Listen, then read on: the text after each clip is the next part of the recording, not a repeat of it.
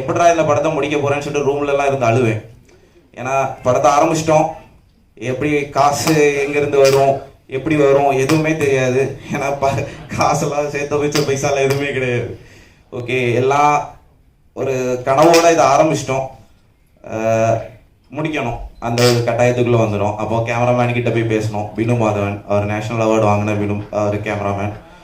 Shoot ஆரம்பிக்குது. First day வந்து மழை, ஹெவி ரெயினாக இருந்துச்சு. அந்த இடத்துல நான் என்னடா பண்ண போகிறேன் அப்படின்னு சொல்லிட்டு யோசிக்கும் போது கடவுளாக பார்த்து அந்த மலையை கொஞ்சம் நேரம் ஸ்டாப் பண்ணாங்க. இங்கே இருக்கிற எல்லாருக்குமே நான் தேங்க் பண்ணணும். பேசிக்காக எங்கள் அப்பாவுக்கும் தேங்க் பண்ணணும்.